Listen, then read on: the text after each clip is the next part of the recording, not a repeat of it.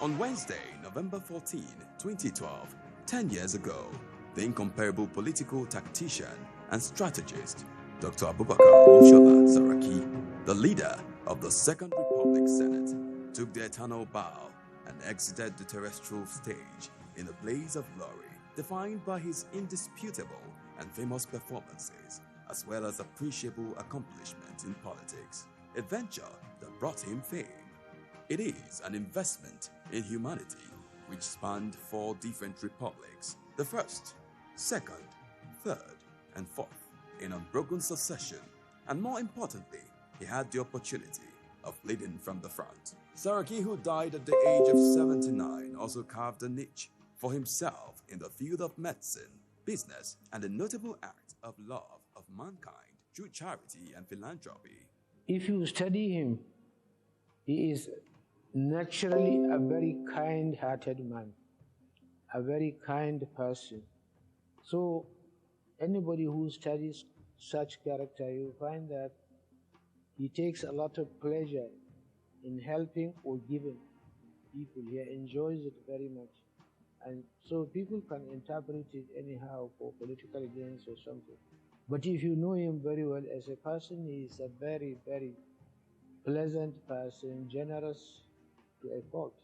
He fed the hungry, he clothed the thinly clad, he built community centers, he built institutions that catered for the downtrodden, and he had a personal relationship and provide welfare to the extent that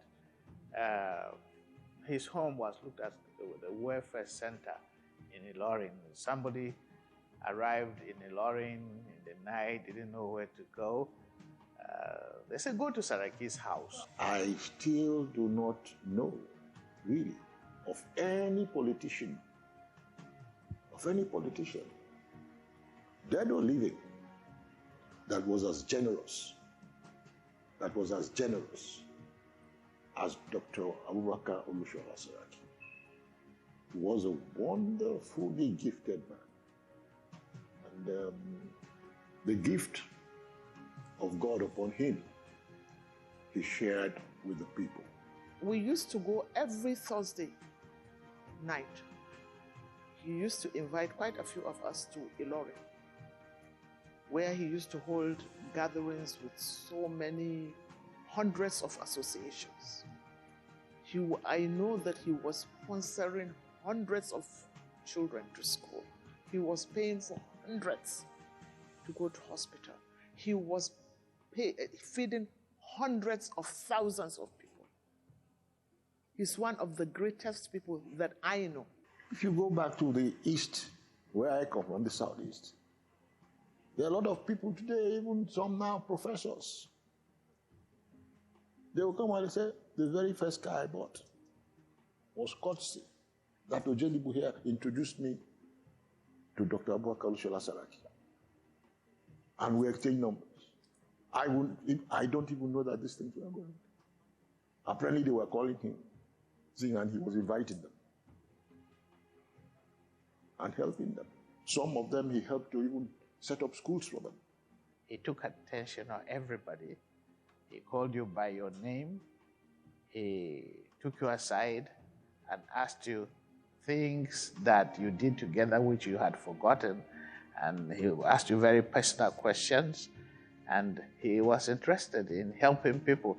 He used to feed needy people in Ramadan, and in many other times. He's always with the people at the time of their need. And therefore, I think that is what made him the kind of person he is. That was why God gave him the control of Kwara politics.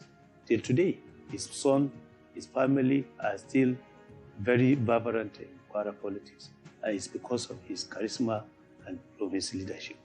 Standing tall at an appreciable height, he had tall ambitions in all the areas of his endeavors. It's no overstatement to say that he was larger than life, physically, spiritually, politically, and economically. There was a caucus, APP caucus, and everyone in the caucus must pay 2 million, and I didn't have 2 million. He paid for me to be in the APP caucus. In short, what I'm trying to tell you is this. Dr. Saraki was a great man, one of the greatest people that we have had in the North. Because he grooms people. He sees the potential in you and he tries to bring you up.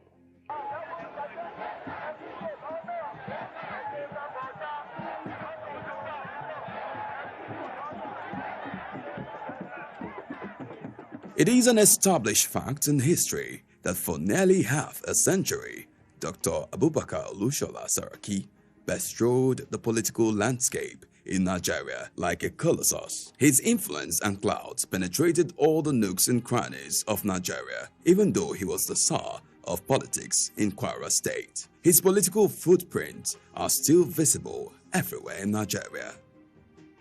Saraki's well-documented odyssey reveals that he was born on May 17, 1933. His incursion into politics began in 1964 at the age of 31, when he filed nomination papers for Ilorin Central seat of the then House of Representatives.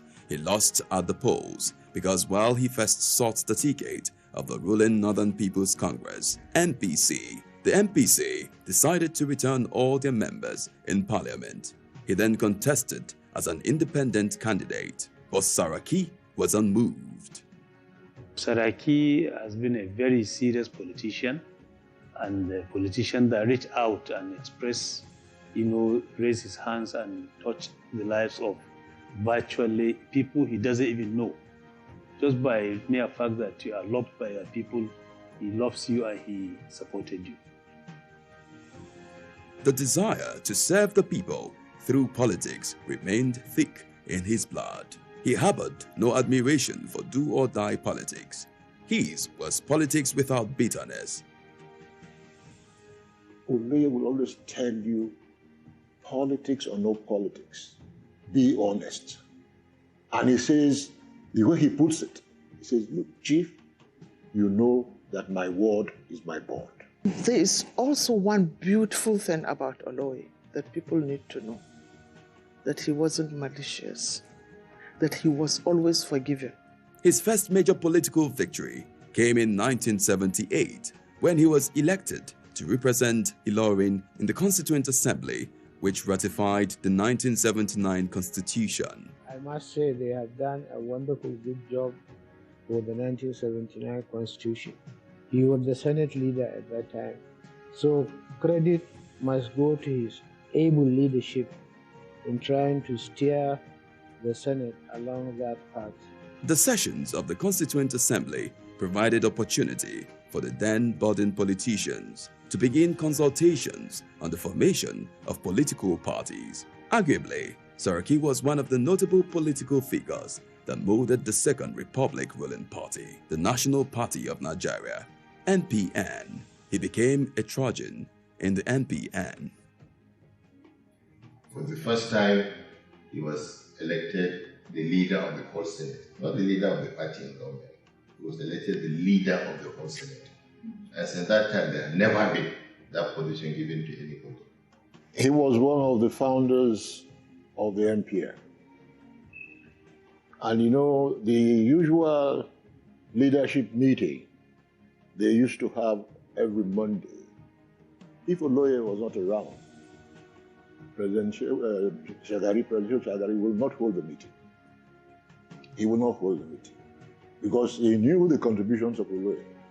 And he knew that whenever Oloye took a position, most people would go with him. He built people. He supported them. And his desire to come to politics was not to amass wealth. His desire was to distribute wealth. His desire was to build systems and build processes of evolving Nigeria into a nation where everybody had a home and where we will all operate as Nigerians. At the 1979 general election, Saraki contested and won the seat of the Kwara Central Senatorial District. At the dawn of the Second Republic in October 1979, he emerged without any challenge the Senate leader. This earned him the cognomen leader until the military took over in December 1983. Saraki was the future of where Nigeria is going because of his vision for this country's greatness. You cannot be a great country when you have not yet built a nation. So he was one of the first nation builders. In spite of the beating and the treachery, he still was given. He still wanted to be leader, and he died the leader. That is why he's called leader, because he's really a leader. He was a leader of men and women. He never failed to ask of his followers. The way he does it is something that marvels the heart. Hardly will you get any person that will be compared on the same level with the same pedestal with the late Olusola of Ilorin. Like I said, as a leader, he was a leader's leader. He was always giving leadership. He was always inspiring people to aspire to rise to become whatever they want in life. And because of that, he mentored a lot of people who have become members of houses of assemblies in the country. He had mentored a lot of people who have become members of the National Assembly and held very key positions. People became governors because of his name. And once there is problem between him and the person he is told, it didn't take him time to bring another person, and the people of Kwara will also support. So he's a leader by excellence. He knows how to lead, and he hold on to the people that are, his followers, and he only support what is right. He led the fight as leader of the Northern Union, and some of us who worked with him as assistants succeeded eventually in keeping the Constitution as it is today. The day Saraki breathed his last was a date to remember. It was one death like no other. Nobody wanted to hear the seemingly cheerless news. It was saddening in Ilorin and elsewhere in Nigeria. The news of his death sent shivers through the entire Kwara state. Women wept. Everyone who knew him mourned. Everywhere in the country, the news of the death of this charismatic and political titan echoed across the country like a cymbal in an empty hall. When I recall that death snatched this great man away from us, it pains me. It really, really pains me. Because this is a time when the leader will have been at his best game. Whenever there is crisis, Oloye is always up and doing. You can be sure he will not stop until he brings down that crisis. No, they should be praying for their father on everyday basis. He was a great man, a very, very good politician, worthy of emulation. Saraki may have passed on, but he has not passed on completely because he left behind a legacy. And this legacy included family members who are presently themselves engaged. If you look at the policies of Kwara, not when he was alive, even after his demise, his name continued to shine in Kwara politics because he's a true leader. His was the stuff legends are made of. There is a consensus that the memory of the illustrious political star should be kept alive. His prayers when he was alive was always for his children to grow up and take over some of the responsibilities he was holding. And I am glad that those prayers are being answered by the performances of his children. When God has blessed a man, a political leader, in your lifetime, you see your son become a governor. In your lifetime, you see your daughter become a senator. Right? How else can you thank your God? Why are we discussing Saraki today? We are discussing him because of his legacy, because it's an unforgettable legacy, because that legacy, that kindness, that generosity is still there with him in his grave. God is rewarding him. May Jannah be his final resting place. He's a wonderful human being, a serious leader that the Kwara people have lost, and it is going to be very difficult to fill that vacancy again. The country has lost a great political navigator. He called the shot in Kwara State from beginning to when he breathed his last.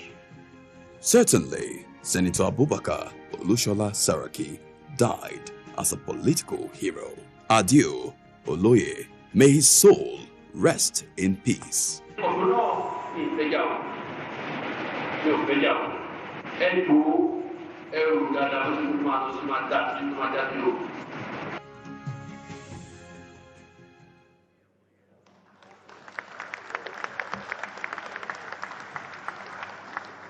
Let's have the lights back on. Thank you very, very much. That applause can come even louder, distinguished ladies and gentlemen. And perhaps because we haven't shared the health benefits of clapping with you, you might not understand what it is.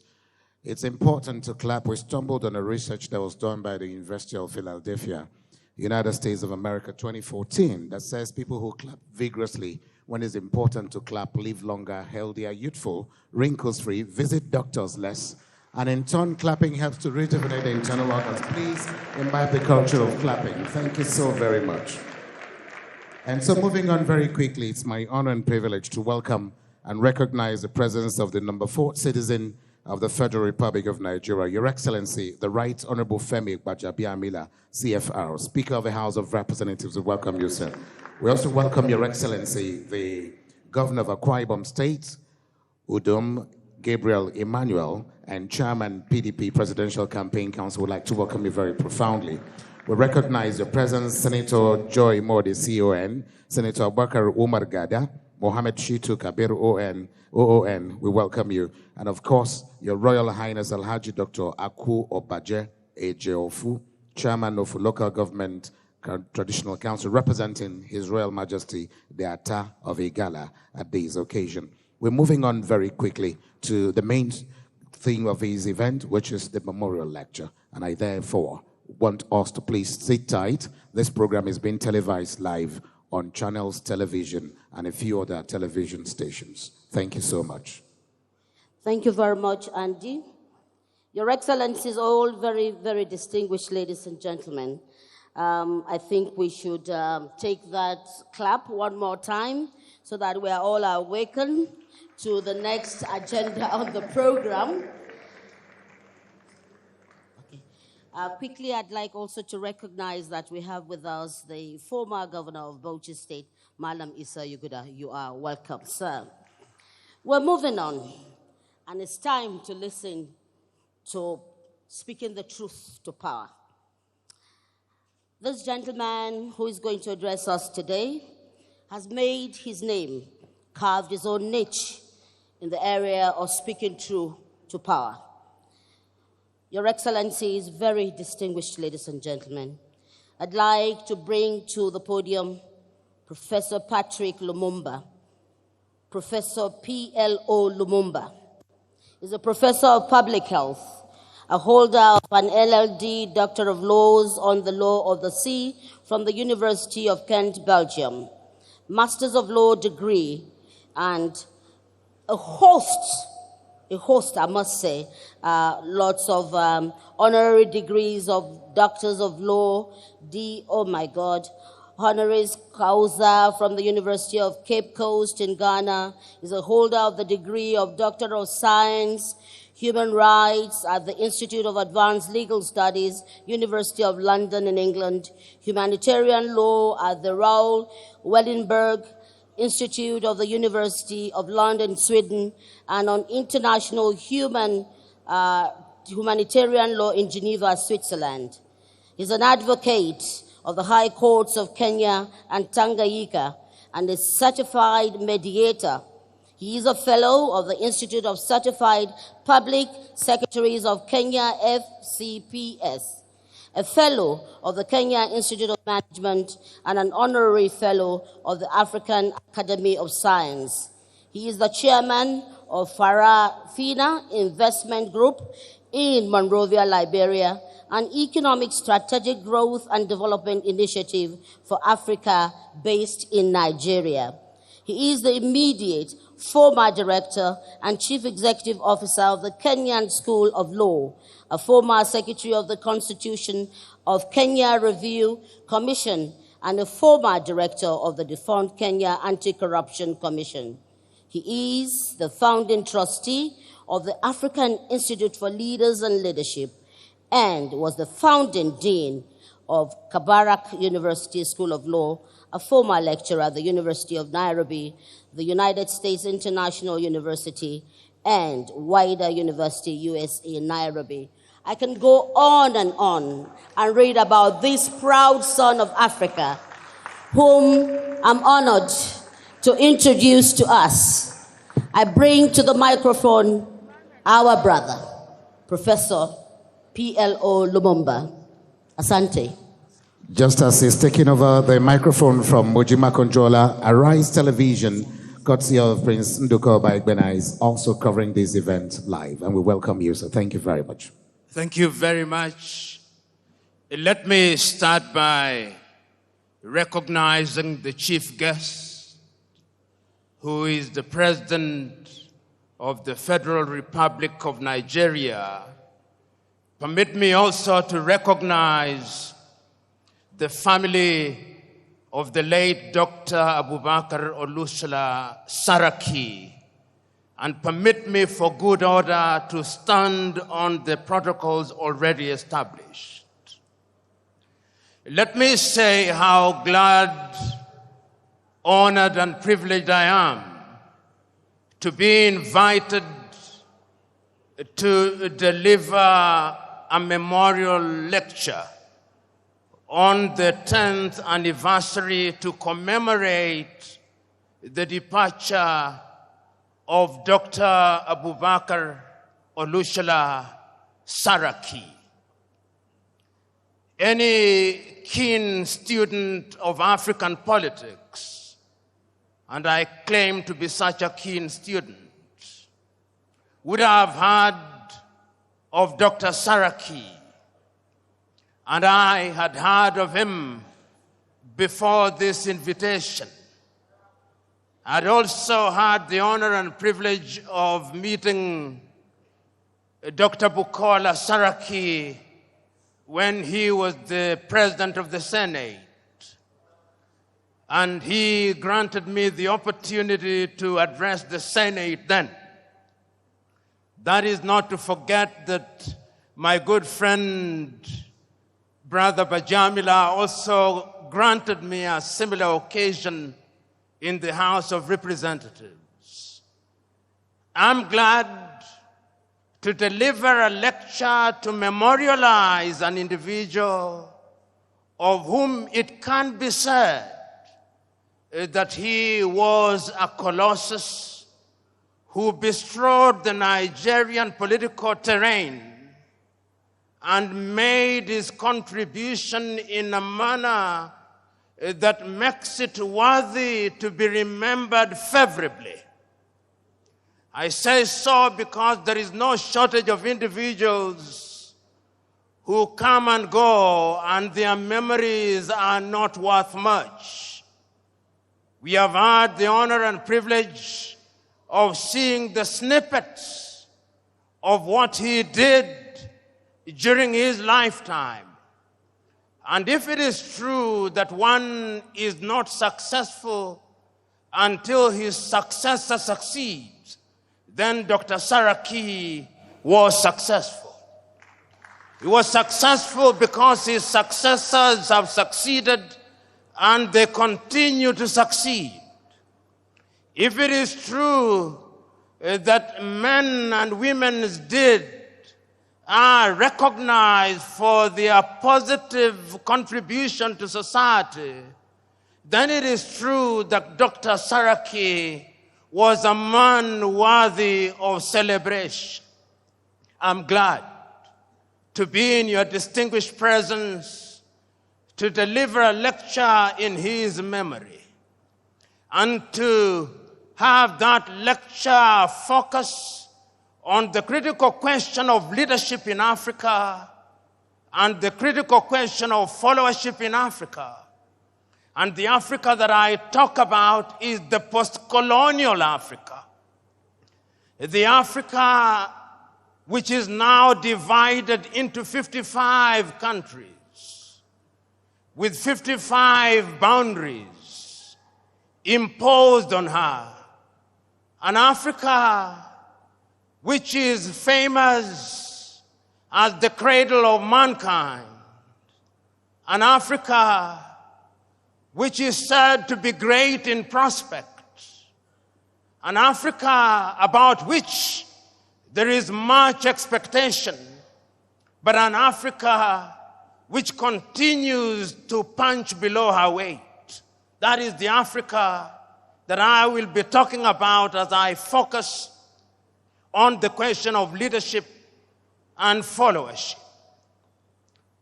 As I think about that Africa and her leadership and followership, and I think about her often, as all of us should, the words of a book that I read as a youngster come to mind. And any one of us who had the opportunity of reading the book A Tale of Two Cities will remember these words. It was the time, the best of times, and the worst of times. It was the age of wisdom and the age of foolishness. It was the epoch of belief and the epoch of incredulity. It was the season of light and the season of darkness. It was the spring of hope and the winter of despair. Those words define the mother continent as we live in her today. Those who commentate about the continent never tire to say that this is a great continent.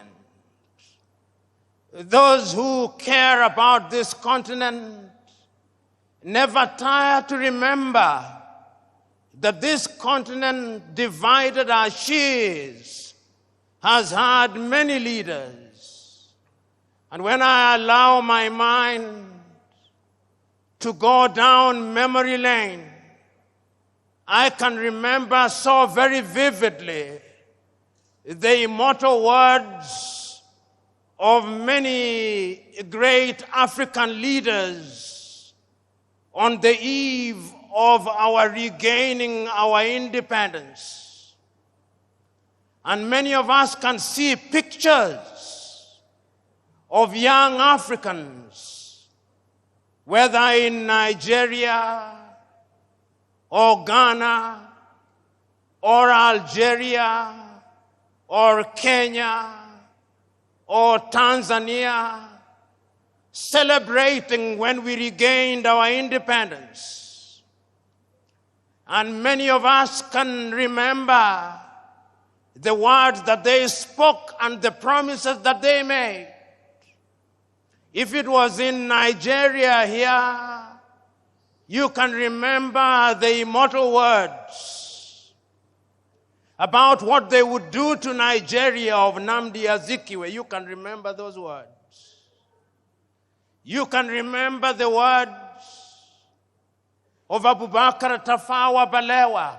You can remember the promises he made. You can remember the erudite words of the Sultan of Sokoto, Ahmadu Bello, and the promises he made, and many others. When they spoke then, those who were young saw in them the similitude of Moses in the Bible. They thought of their leaders and saw their leaders as messiahs who would bedazzle latter-day pharaohs with miracles, who would liberate them from the Egypt of poverty and want, who would cause pillars of fire to stand between them and sorrow and want, who would part the Red Seas of tribalism and ethnicity, who in times of hunger would summon manna and quail from heaven. That is what they thought of their leaders, messiahs. But today, permit me to say, in many African countries, they are saying, it was better while we waited. It was better while we waited. There is a sense in which throughout the continent of Africa, there has been disappointment with leaders at all levels. So that when on the eve of independence, we wanted to come home, now that we regained independence, we never tire to see images of our young men and women dying in the Sahara, dying in the Mediterranean Sea, being humiliated at the embassies of the erstwhile colonizers as they seek to leave our countries and the continent. It was better while we waited, they say. Which begs the question, what happened and what is happening? That we have so many individuals who occupy positions of leadership, and yet the biggest deficit is that of leadership in Africa. You know, in 1983, your own countryman, the late Chinua Achebe, wrote a little book which he could well have been writing about Africa, but he focused on Nigeria, the trouble with Nigeria. And Chinua, without mincing words, says the trouble with Nigeria is simply and squarely a problem of leadership. Whether you agree or disagree with Chinua, that is another debate. But he had his perspective. And he was asking a question that we continue to ask about the continent of Africa. Why is it that while on average 60 years after we regained independence, the 55 countries that constitute the continent of Africa, why is it that we cannot feed ourselves? Why is it that we have no faith in our institutions? We have no faith in our hospitals. Why is it that we have no faith in our education systems? Why is it that we have no faith in our abilities? Why is it? Where has the leadership been? Why is it that so many years, while politics becomes the toy that lulls us into a false sense of security, our economies are controlled by people from other civilizations? Why is it? These are uncomfortable questions which we must pose and confront and answer if the mother continent is to realize our potential. Why is it that the mother continent is ever so negatively attractive to other civilizations? You know, as I talk about leadership, and as I think about leadership, and I think about what leaders are enjoined to do, I think about this mother continent. And many times, I see how our men and women in positions of leadership are being treated by other civilizations. And I said, oh God, where are our leaders? When the world congregates under the G7, there are no African leaders there. The best they can do is to invite one or two. And beyond the photo opportunity, they are told to go away, and go away they do. When there is a meeting of the G20, it is the same thing. There is no African leader there.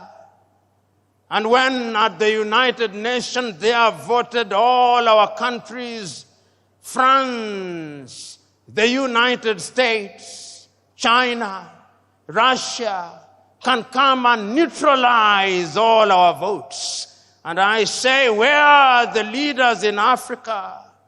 And as you observe African leadership today, they are summoned by different leaders in the world. If the Japanese do not summon them to Tokyo under UNCTAD, the Indians are summoning them to New Delhi. And if the Indians are not summoning them, the Turks are summoning them.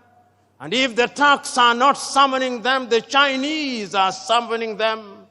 In the next 2 weeks, they will have been summoned to the United States of America. Summoned, I use.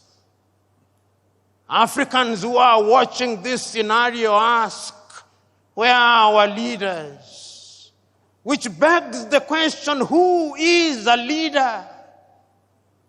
Is leadership the occupation of office? Is leadership the occupation of the office of the president? Is it the occupation of the office of a senator or a member of parliament? Or the occupation of these high-sounding positions which gives us honorifics? Is that what leadership is? From where I sit, that is pseudo-leadership. From where I sit, leadership is about service. Leadership is about honor and privilege to serve. That is why I still understand the men of old, the men of wisdom who said, he who is greatest amongst you must be your servant. This is what Africa is asking for. And Africa has been asking this question since she regained her independence. You know, when one is talking about leadership in Africa, one must go into history and ask ourselves, what was leadership before we were rudely disrupted? We had our traditional rulers. How did they govern? For whose benefit did they govern? They are still there, the traditional rulers. How do they fit in the new dispensation? When we regained independence and adopted all these structures from the erstwhile colonizer, what did we expect to deliver? That great American Pan-Africanist John Hendricks Clark says that when Africans regained their independence, not a single one of them re-examined the style of leadership. All of them continued with a mimicry of the leadership that they inherited from the colonizer. And he then delivers this verdict: not a single African country will ever succeed by mimicry. And I want to submit to you that whether one agrees or disagrees with John Henry Clark, one must look at Africa in order to ask ourselves, what is the state of leadership in Africa. And permit me to run you across the continent of Africa, and you will see a continent that is not at ease. The continent is not at ease because the continent is suffering from a deficit of leadership. Look at Africa today. Tell me whether we are at ease in Niger. Tell me whether Mali is settled. Tell me whether there is quiet and calm in Chad. Tell me whether Guinea-Bissau is doing well. Tell me whether the Cameroons are stable. Tell me whether Central African Republic is good. Tell me whether Sudan, South Sudan, Somalia, Ethiopia, Northern Mozambique, and all these countries where there is peace and quiet, whether the sons and daughters of this country, tell me whether even this great Nigeria is at ease. Tell me. The answer is she is not. And I dare say that as long as Nigeria is not at ease, Africa will never be at ease. If Africa wants to be at ease, Nigeria must be at ease. She is the largest economy in Africa. She has a population of over nearly 200 million people.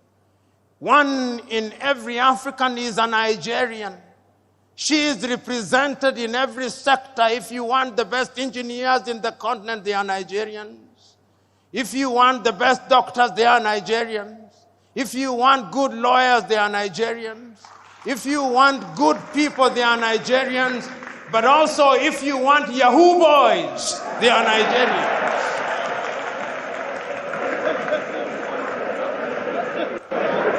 Nigeria is a great country. A friend of mine once told me that if you go to any part of the world and you do not find a Nigeria, leave that place, because there is nothing to do there. Nigerians are present everywhere in the world, everywhere in Africa, and Nigeria, I'm told, is a $500 billion economy. Never, ever be proud of that, Nigerians. This is an economy that should at least be a $4 trillion GDP economy. Whenever you reach that level, then I'll say Nigeria is doing the right thing. All the ingredients are there. The question is, why is it that she is not realizing our potential? When we talk about leadership, we must ask ourselves, why is it that despite the best intention of the best of us, we do not get and gain what we desire? You know, I said that when you look at Africa and leadership, you must go back to history. And you ask yourself what the leadership is. And we have looked at Africa that is not at ease. But yet there is a sense in which Africa has had and continues to have men and women of renown. I remember, courtesy of history, when Africa was struggling for our independence. I can remember that great meeting in Manchester in the United States of America, the Pan-African meeting. And history tells me that Nigeria was there. Chief Obafemi Awolowo was there in 1945. And I can still remember his words spoken about African unity. I remember that Ghana's Kwame Nkrumah was there. And then we remember how they came back to the continent to lead the continent. And I am still wondering how in those days, without the benefit of the internet, without the benefit of all means of communication that we now have today, that those men and women were able to govern and to galvanize the attention of the continent of Africa for the sake of Africa. They were there throughout. But even prior to that, I can still remember another great African talking about leading Africa out of our state, the great South African Pixley Kaisa Kaseme in 1906 in Columbia in the United States of America, say Africa must be regenerated. When all these things happened, there were leaders in Africa at that time, and their mandate was cut out for them. Their mandate was to ensure that we broke the colonial chains, and we did. I remember, and many of you here, courtesy of history, will remember many Africans at that time, and if I name them, you will agree with me that they were leaders. How many of you in this assembly will not remember Marcus Garvey and say that he was a leader? How many of you here will not remember Julius Nyerere and not say that he was a leader? How many of you will remember Kaunda, Amilcar Cabral, Samora Moises Machel, Agostino Neto, Namdi Azikiwe, Abubakar Tafawa Balewa, Gamal Abdel Nasser, and many others, and remember that they were leaders who did not want to occupy political space because of material aggrandizement. They denied themselves. I so very fondly remember that when Kenneth David Kaunda left office, it was said of him that the only amount of money he had in his account was the equivalent of $5,000. That is what your current politician eats for breakfast. I can remember when Julius Kambarage Nyerere left office after 24 years, the only amount of money that he had in his account was the equivalent of 8,000 United States dollars. That is what your current politician uses for a single visit to a gymnasium. They were leaders who were selfless. They understood that it was an honor and privilege. They sacrificed their lives. They saw their positions of leadership as that of leading their brethren. They did not think that they were superior to the people they led. They thought it was a privilege and that they had the honor, and that because they had that honor, then they had to serve their leaders with distinction, with consistency. They were prepared to be questioned. They did not believe that they had the monopoly of knowledge and wisdom. They were leaders because they were servants. You know, I can still remember Julius Kambarage Nyerere speaking on the 6th day of March, 1997 in Accra, Ghana, on the occasion of the 40th anniversary of the independence of Ghana, under the subject, "Without unity, Africa has no future." Mwalimu recounts the history of Africa. He says, when we rose up against the colonialists, our agenda was cut out for us. We, the Africans, had been humiliated in our own lands. Our people had been denied the opportunity to realize their potential. Our mandate was one, to expel the colonizer. We did our bit. We made our mistakes. But who said we were infallible? This struggle is an intergenerational struggle. The next generation after us had the duty to pick up the baton and to run the next leg. The question is, Did that generation pick up the baton? Have they run the leg well? The answer, not as well as they should have. Because we must never make the mistake of assuming that African leaders have done nothing. No, that would be too harsh. I think attempts have been made, whether in Nigeria or in different parts of Africa, to liberate ourselves from the chains and sorrows of the colonial project. But remember, as Kwame once said, the colonialist never left.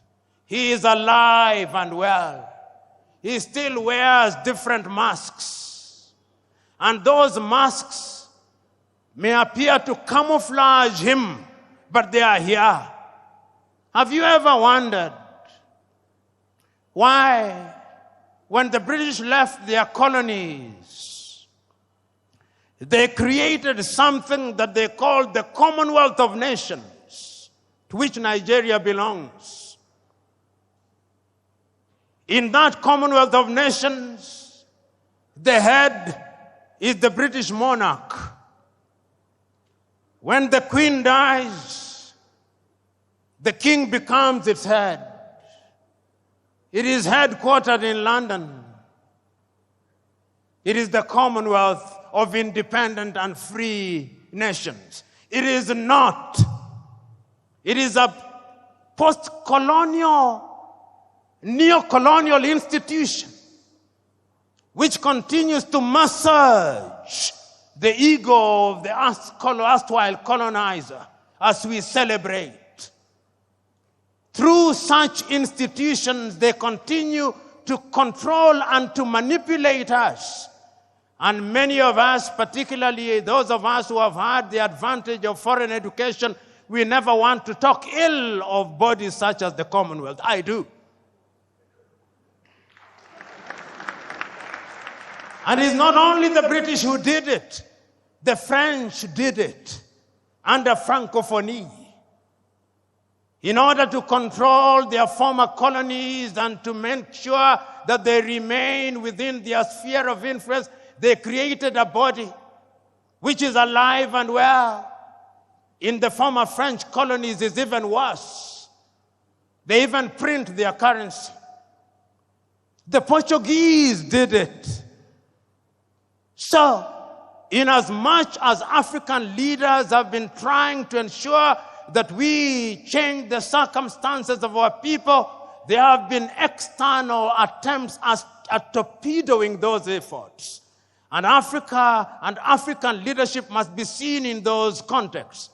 There are those in many African countries who have allowed themselves to be acolytes of the neo-colonizers and to the detriment of the continent of Africa.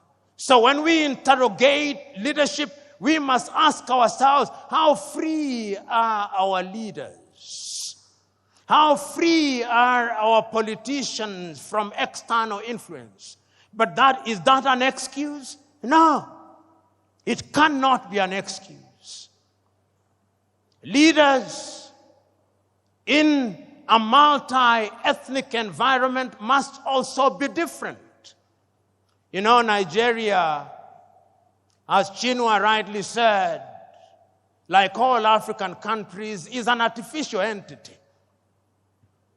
Chinua says in his book, The Trouble with Nigeria, that there is nothing comparable to how the European nations were created. There is no Nigerian, Chinua Achebe says, in the same way as there is a Danish or a Swedish or a Norwegian. Nigeria is a unique state with many states. The same is true of Kenya. The same is true of Ghana. Nigeria possibly has over 500 nations within her. Tanzania, 136. The Democratic Republic of Congo, 306. Kenya, 42. Uganda, 56. In order to be a leader in such countries, those who have the honor and privilege must be men and women who are prepared to ensure that they weld the bonds amongst those people. As Samora Moises Machel said, if the post-colonial African country is to succeed, the tribe must die. And the tribe must die because if the tribe does not die, then the new nation will never thrive. And I did not understand Samora Moises Machel to say that he should stop being a Yoruba. No. I did not understand him to say that he should stop being a thief or to stop being an Igbo or Hausa or a Fulani. No. Those are cultural mosaics which when put together make a nation beautiful and strong. But what do we do in most of Africa? We use those cultural differences to divide the people. We use those cultural differences to reinforce centrifugal forces and therefore threaten the very nation which we want to serve. I am telling all of us who are present here, and many of you who are present in this assembly who are honored and respected and claim to be leaders, that you have a duty to ensure that you are in front in order to serve and not to be served. But ladies and gentlemen, let us also ask ourselves about followership. You know, as a young student, and many of us who are young students, it was the culture when you are in your first year of studies that you must be a revolutionary. And a revolutionary in the style of Karl Marx. And therefore you would say, workers of the world, unite. You have nothing to lose but your chains. All of us were revolutionaries. And we used to say then that the safety of the bourgeois demands that the proletariat be kept in the most profound ignorance. We were revolutionaries. Who is a leader? Is he a leader who allows meta-ignorance to reign supreme amongst the people he or she is leading? Is it the duty of a leader to ensure that he leads men and women who are enlightened? Men and women who can question what he or she is doing? I'm suggesting to us that true and sustainable leadership also requires that you have a followership that is enlightened. A followership that calls you to account. A followership that is going to make demands of you. A followership that when you say that you are going to improve the quality of their food, they do not believe that agriculture stops on that day, but they believe that agriculture must be intensified and that technology must be used. A followership which knows that when you say you are going to deliver heaven on earth, they know that that is merely an advertisement that you are incapable of delivering heaven on earth. A followership that knows that when you are promising to do things within 100 days, which ordinarily can only be done in 5 years, they know that you are a liar. A followership that is capable of discerning that when you speak things, there are many variables, and it is the duty of a leadership to ensure that such a leadership is indeed created. What do African leaders do? African leaders in many African countries have now assigned the question of education, educating their followers to NGOs and CBOs, which are financed by the Americans, which are financed by the Europeans, which are financed by other civilizations. How do you think, how do you imagine that the people of Denmark would have the interest of Nigeria at their heart? How are you satisfied that all those civic education activities that are being undertaken in Borno, in Maiduguri, or in Abeokuta, financed by USAID, are meant to be for the benefit of Nigeria? Because the last time I checked, the English used to say, he who pays the piper calls the tune.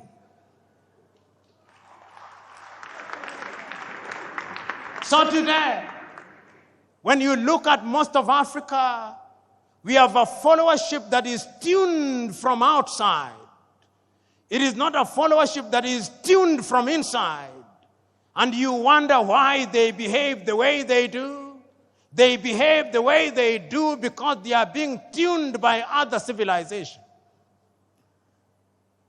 3 years ago, an old friend of mine, now gone to be with the Lord, was engaged in a conversation with me. And I was complaining about the leadership, and he told me, I hear you, young man. You're always complaining about leadership in Africa and other parts, but have you ever wondered about the followership? Says you are complaining about the windmill, but do you ever bother about the wind? Is it not the case that the windmill follows the wind? I'm suggesting to you that Africa will never realize our potential as long as the critical mass of our people are immersed in sorrow and want. I am suggesting to you that Africa is not going to grow as long as you who are in positions of leadership have perfected the art of appealing to the stomachs rather than the minds of the men and women that you lead. I'm suggesting to you that Africa is not going to realize our potential as long as we continue to conduct the politics of money and money bags, not the politics of ideas. I'm suggesting to you that Africa is never going to realize our potential as long as we are dividing our people along ethnic lines. I'm suggesting to you that as long as you who are in positions of honor and privilege are in the business of dividing our people on the basis of religion, Africa is not going to realize our potential. I remember in 1982, I watched a movie about Mahatma Gandhi, and I remember that great man saying in one of the scenes in the movie that he remembers one day when somebody who was more enlightened than the other preachers came, and he said that on that day he saw that preacher reading from the Muslim Quran on to the Christian Bible, on to the Jewish Torah, on to the Hindu Gita, and on to incantation in African religion, as if it did not matter which book was being read as long as God was being worshipped. I look forward to the day when those of you who are in positions of leadership will be able to tell our people, wherever they are in Nigeria or Africa, that it is not for us to fight for God. If I have a God for whom I have to fight for, that is not a God. The God that I worship fights for me. And if we accept that that is the nature of God, that is omnipresent, omniscient, and He knows all, then we are going to unite our people. In other words, I'm saying that if we are going to have a followership that is going to change the continent of Africa, we have got to exorcise the ghost of ethnicity. We have got to exorcise the ghost of ignorance. We have got to exorcise the ghost of poverty. We have got to exorcise the ghost of narrow-mindedness. Fellow Africans, fellow Nigerians, it is still true that everything fails and falls on leadership. It is true that we men and women are in unique positions. Abu Bakr, Olusola, Saraki was present on this earth. Like all of us, he had his coming and his going. Today we are gathered here to remember him Because, as South Sudan's John Garang de Mabior once said, as you walk the journey of life, there are two baskets that you fill by your words and deeds, whether wittingly or unwittingly. The basket of good deeds and the basket of bad deeds. And that at the end of it all, when we weigh those baskets, let it be said of you that the basket of good deeds outweighs the basket of bad deeds. It would appear to me that the late Dr. Saraki's basket of good deeds far outweighs his basket of bad deeds. And that is why we can say, without flinching and without equivocation, that he was a colossus. That is why you call him fondly by the moniker Oloye. That is why you are gathered here on a Monday morning to pay homage to him. Now I can see Saraki upstairs through imagination. I can see him asking us, who we are present here today, oh dear Nigerians, it is 10 years since I left you. Where are the leaders?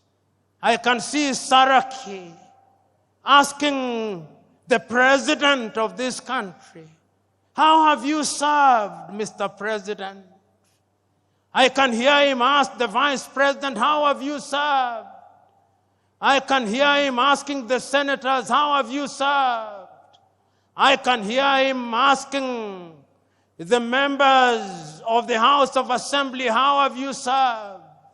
I can hear him asking the governors, how have you served? As to how they have served, that is not for me to say. It is for them to say. But I can also hear the great Saraki asking the Nigerians, how have you been served? Have they given you food? I can hear him ask. Have they given you fuel? I hear him ask. Have they given you electricity? I hear him ask.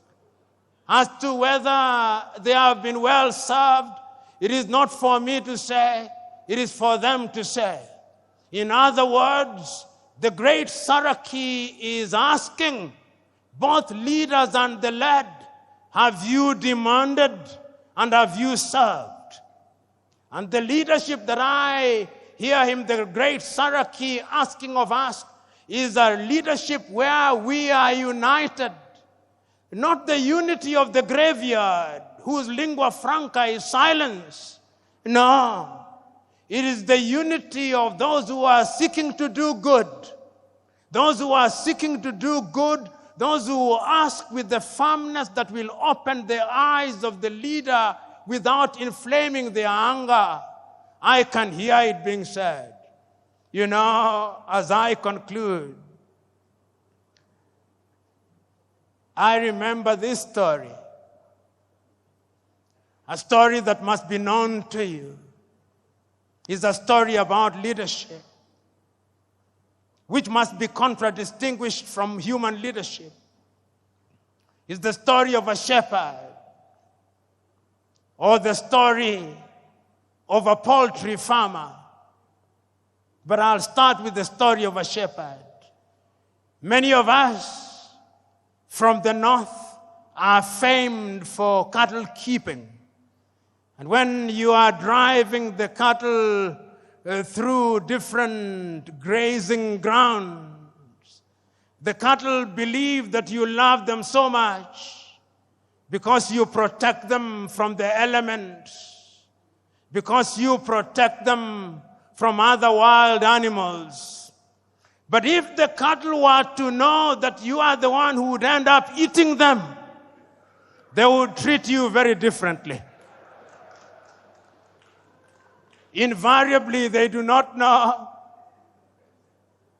And therefore, you will continue controlling them the way you do, and you will continue eating them the way you do. But it's a totally different case when you are leading human beings. They are not like cattle. You may lead them in a particular direction. You may think that you have lulled them into a false sense of security. You may think that you have deadened their minds. But always remember that one day, if you don't do that which is good and right for your fellow men, there is a day of reckoning. There is a day of reckoning, and history has demonstrated that it can come in the twinkling of an eye. History has demonstrated that kings have been toppled. History has demonstrated that presidents have been removed. History has demonstrated that great men have been cut down. History has demonstrated that men can rise when they are misled. History has demonstrated that men are indeed capable of rising up. You know, I always read these words of the American Declaration of Independence because I love them. They apply to humanity. Before America became what it is, they had enlightened men. We hold these truths to be self-evident, that all men are born equal, that they are endowed by their Creator with certain unalienable right, that among those are life, liberty, and the pursuit of happiness. And it is for this reason that governments are instituted amongst men. And that when those governments fail to perform, it is the duty of those people to rise up and to remove such governments.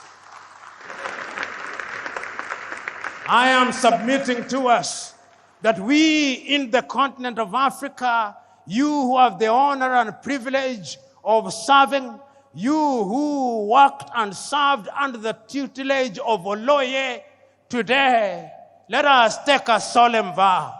Let us take a solemn vow that we are not simply here to memorialize him. We are not simply here to remember the good deeds that he did. We are not simply here to repeat the things that he did. That we have come here to imbibe the spirit of Oloye. We have come here to have a little Saraki in us, so that Saraki, the good politician, Saraki, the philanthropist, Saraki, the servant, Saraki, the doctor, Saraki, the business, can live a little in us, so that when we go home, so that when in the month of February Nigeria will be electing its leaders, it may be said that there was a Saraki and that good men and women rose and good men and women came out to vote and the best men did. God bless you.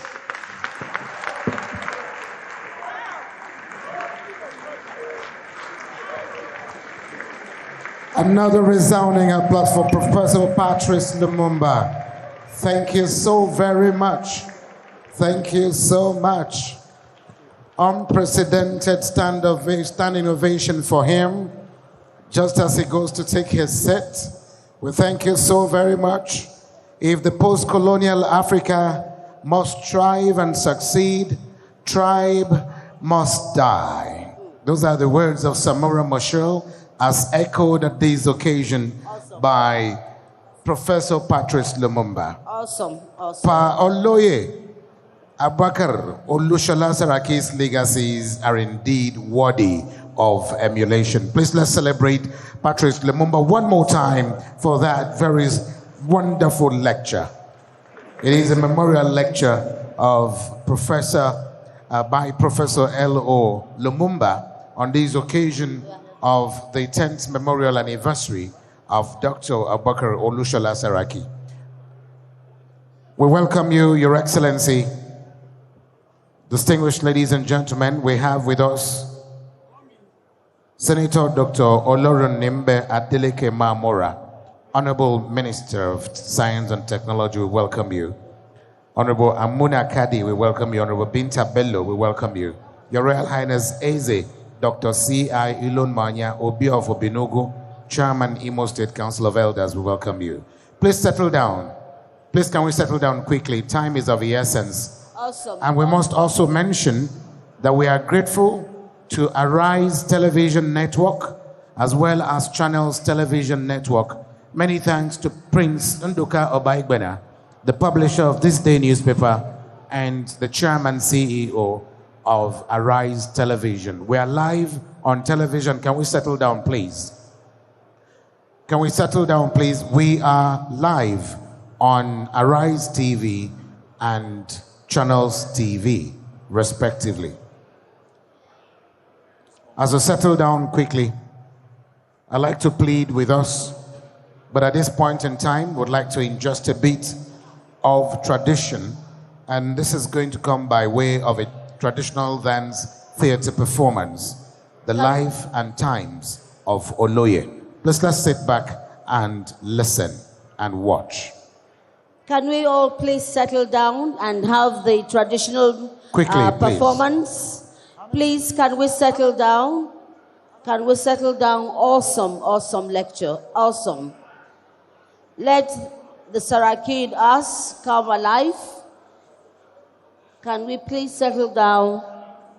Engineer Sani Yabagi, presidential candidate, we welcome you. Please, can we settle down, sirs?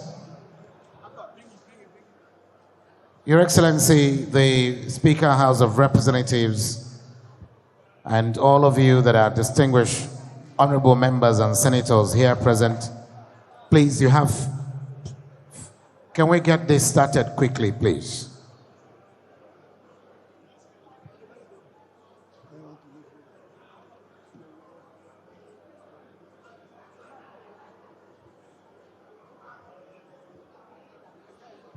Do we have another mic quickly, please?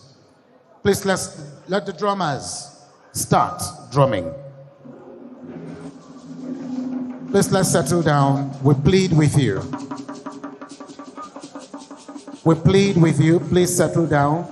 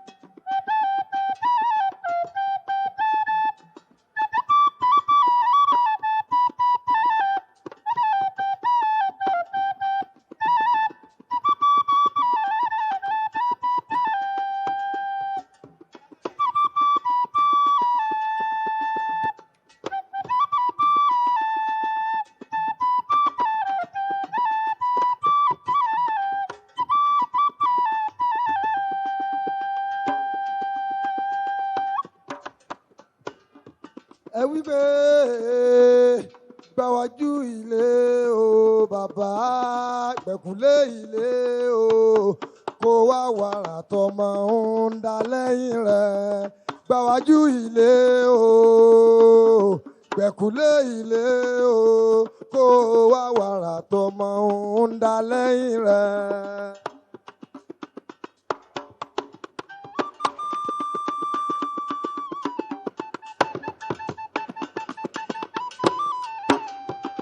What happened?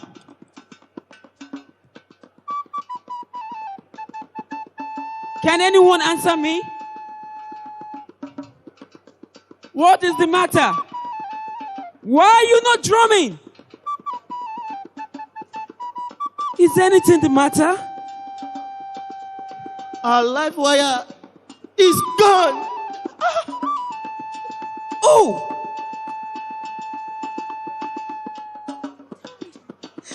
Papa, Dr. Abubakar Olusola Saraki has gone to his creator. Oh, what a great loss in our generation. Death, a necessary ends. A necessary ends of human.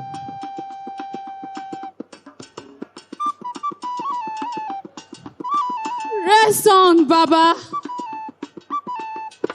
Baba Saraki sent me to school from my secondary school to the university. What a great loss. May his soul rest in perfect peace.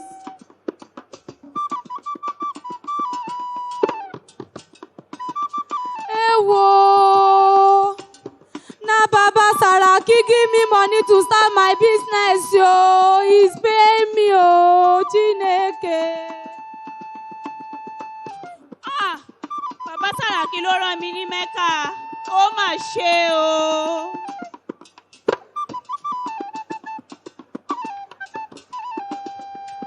Papa Saraki, send me to Jerusalem. Oh my God. Can we hold on to this a little bit, please?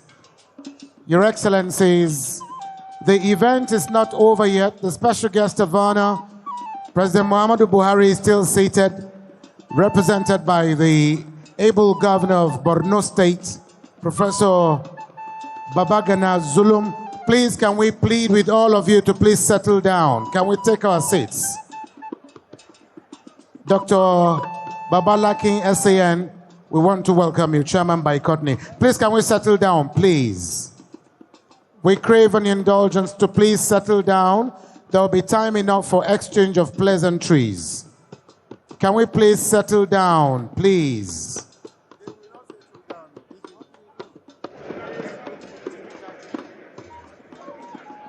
No, the 5 minutes is getting too much. If we sit down, everyone else will sit down, please. Can we take our seats briefly, please? Please go ahead quickly and round up. Go ahead. Go ahead. I know people who became senators, governors, members, House of Representatives,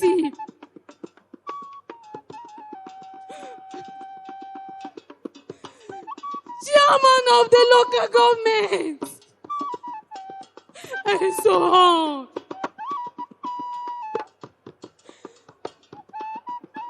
Some are even sitting here. Bring it to a close. Please stop the drama for now. We've been asked to stop the drama for now, please. Stop the drama for now. Let's stop the drama quickly.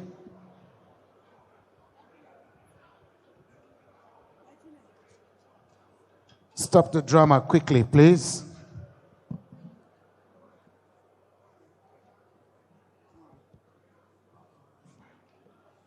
Your Excellencies, the governors that are here, can we please give us 5 minutes? We're almost coming to bringing this event to an end.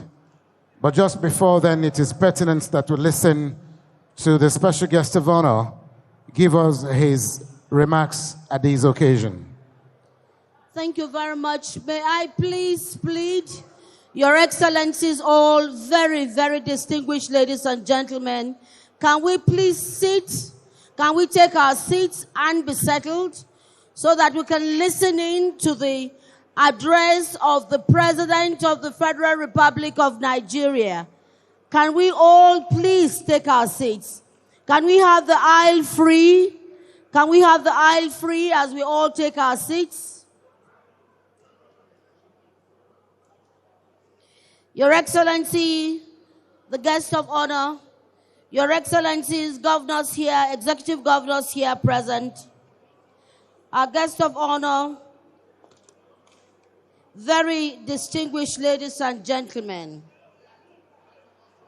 May I plead, please, that we all take our seats and be reminded that we are on live television and we've just spoken to leadership, and we want leadership not just to listen to the speech, but to also act leadership. May I please indulge all of us to take our seats. Thank you very much. We are moving on with the program because it's not ended yet. As I want to invite a man so appropriately assigned to represent His Excellency Muhammadu Buhari, GCFR, the man who has demonstrated will and has shown leadership in every stride. coming from what we know of Borno today to what we knew of Borno yesterday. Representing His Excellency, President Commander-in-Chief of the Armed Forces, Federal Republic of Nigeria, is one of my favorite human beings, favorite leader, Your Excellency, Professor Babagana Zulumzi, CON, Executive Governor of Borno State, a leader of leaders.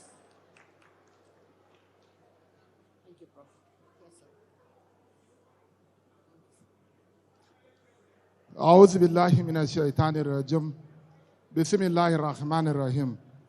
The Speaker of the National Assembly, Chairman of this very important occasion, His Eminence, the Sultan of Sokoto, the Chairman of Progressive Governors Forum,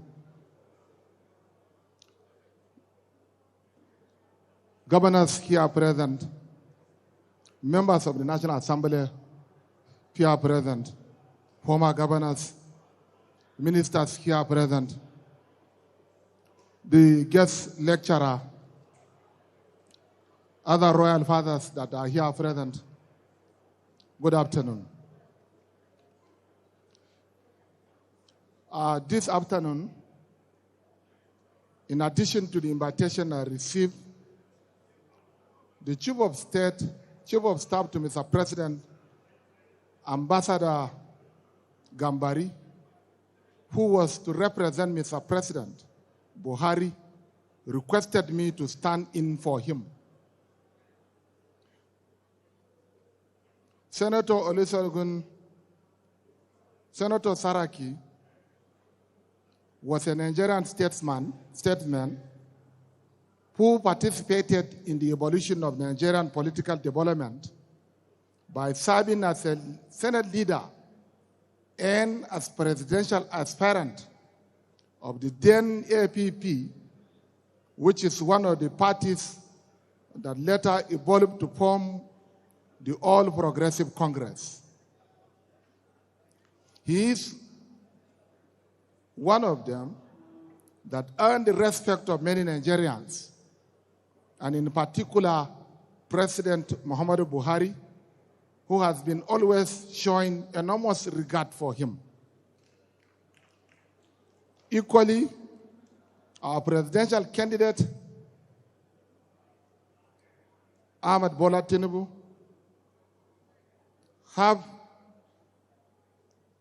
and many others, in many occasions, appreciated his contributions to our polity. My colleagues and I, as well as many former governors, appreciate the contributions of late Saraki. May Allah forgive and admit him to Jannatul Firdaus.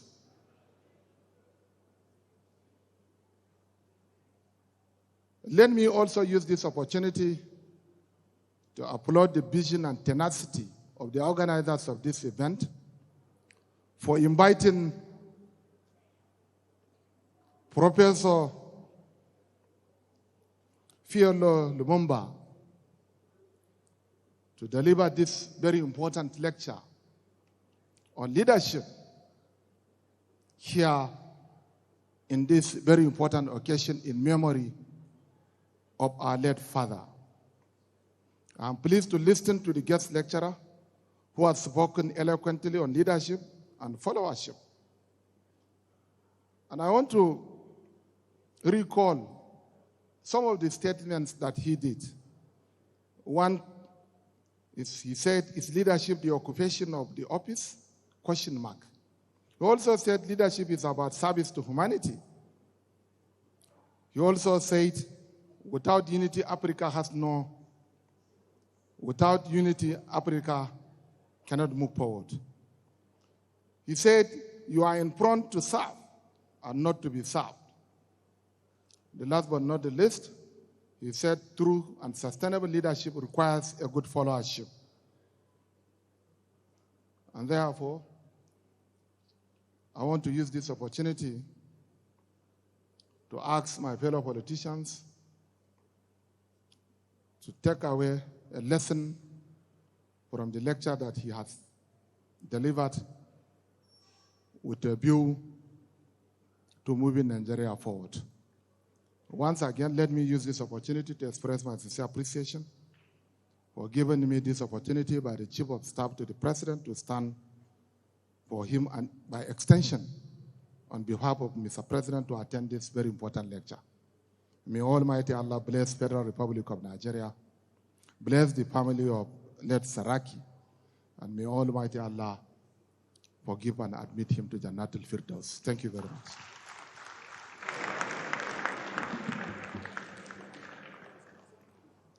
Thank you, Your Excellency. As we move towards the end of this wonderful gathering this day, may I, on behalf of all of us, invite Senator Olusola Saraki, Minister of State, Minister of State, Mines and Steel, and co-convener of this event, a proud daughter and a sister. Congratulations.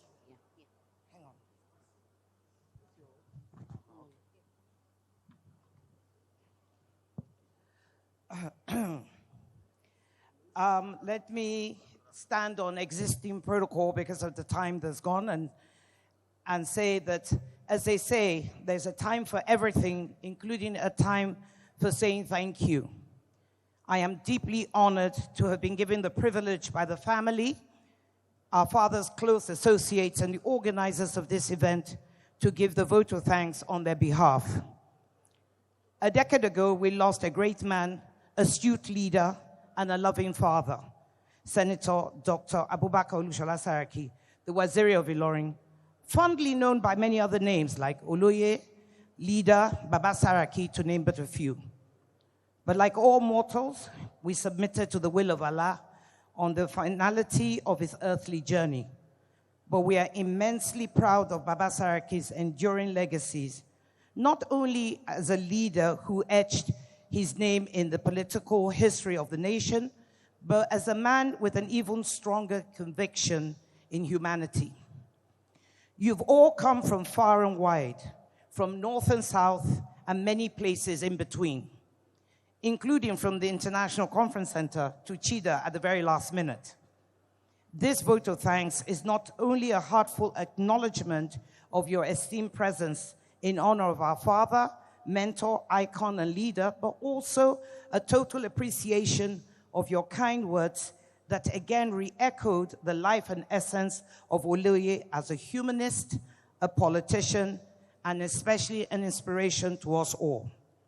Yes, we have dearly missed him since his passing, but in these 10 years without him, we have, as his family, encountered powerful reminders of his sacrifices in committing resources and time to the welfare, empowerment, and development of the ordinary man and woman. We've been reminded time after time that our legacy is not in titles and buildings and material things, but in how we impact others. So often he would say, and I quote, "It is in people that pray for you, not material things." In deciding on a theme for this lecture today, it was not difficult for us to agree on it, the leadership and fellowship debate. Our hope is that today's lecture will motivate us all to reflect on this theme. For in his life, our father, shaped in part by his own origins and in part by his natural disposition, always underscored the importance of unity in our communities. He persistently advocated bridge building as he sought to narrow the divisive effects of ethnic, religious, and socio-economic differences. We are deeply grateful to the respected Professor Patrick Lumumba for his kind presence today. We always look forward to listening to his words of wisdom, and we get a sense of intellectual enrichment after hearing him. Sir, thank you for that thought-provoking and enlightening lecture in honor of a man who, throughout his life, was a leading advocate for good leadership as the voice for the people and good followership as a must for a leader. Thank you for honoring our invitation into this memorial lecture and joining us today in celebrating our father's memory. The special guest of honor, His Excellency President Muhammadu Buhari, who is ably represented by His Excellency Professor Babagana Zulum, the Executive Governor of Borno State, we say thank you. The chairman of the occasion, His Royal Highness and our royal fathers, Your Excellencies, Executive Governors past and present, members of the National Assembly, my brother the Speaker, my colleagues from the Federal Executive Council, Your Excellencies, members of the diplomatic community, federal and state officials from various states of the Federation that are represented here, all political associates from across party lines, distinguished ladies and gentlemen, that time could not permit me to mention individually as much as I truly cherish your presence. We are truly honored that you deem this occasion worthy of your esteemed time out of your busy schedules to remember the late Waziri of Ilorin in thoughts, prayers, and your expressed words, and especially using this event as a platform to chart a new enhanced political consciousness. The benefits are present, and that will sharpen our future aspirations in our emerging reality as a people and as a nation. I must express our profound thanks to the organizing committee chaired by Barrister Kabiru Turaki-san and the members of the committee for the sleepless nights, time and energy put into organizing this event. Despite the untimely change of venue, which could have put a real dampener on this whole event, but for your steadfastness and the glory of God, this has come as a huge success. Thank you. I also want to use this to thank Arise Television and Channels Television for their live coverage done in honor of our father. Thank you. Now I'm going to end this vote of thanks with his favorite poem by Leo Marx that summed up what his life meant. The life that I have is all that I have, and the life that I have is yours. The love that I have of the life that I have is yours and yours and yours. On that note, may the Almighty Allah guide you and take you safely back to your various destinations. May He generously reward your time and resources as you honor us today and the memory of our father. And may He continue to be merciful to him and all our dearly departed loved ones. Thank you so much, and God bless. We can do better with that round of applause for the Honorable Minister of State Mines and Steel Development, co-convener of this event. Thank you so very much. Before we bring this event to a close, Your Excellencies, the special guest of honor, ladies and gentlemen, will call for a group photograph for just those of you on the front row. Your Excellency, the representative of the President, the Governor of the Progressives Forum, the Speaker House of Representatives, and the Chairman of the occasion, as well as the Emir of Kano. Then, of course, Your Excellency, the President of the 8th Senate and your wife, and honorable ministers on the front row. Can we please just line up here quickly for a group photograph before we bring this event to a close? Chairman Planning Committee should also join them, as well as the immediate past Chairman TED Fund Board, Honorable Minister of Labor and Employment, Senator Dr. Chris Ngige, is represented at this occasion. We welcome you. Can you come and move your drums? Quickly move your drums so we can have this picture. Can we have it here? Yes, the guest lecturer should please join us. Professor Patrice Lumumba, please join us here, sir. Tick. Please book your drums quickly.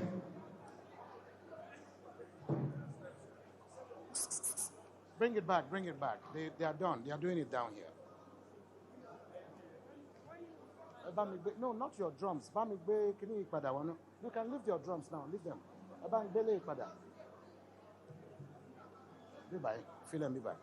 We'll take this photograph quickly. Professor Patrice Lumumba. Okay, he's here. Please, can we leave this place, please? Sorry. You've blocked that. Sorry. I think, is it better here? Photographers, are you okay? Thank you. Let's have this quickly, please. And get ready with the national anthem. Please have it on cue.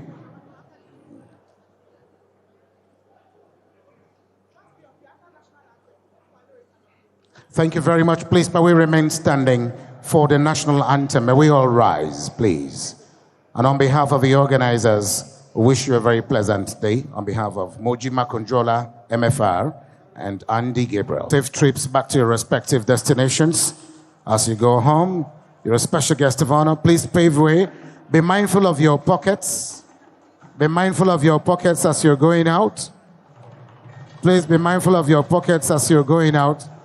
Thank you very much, Speaker. Thank you, the special guest of honor. Thank you, the chairman of the occasion. And all of you, your Royal Highnesses, thank you so much.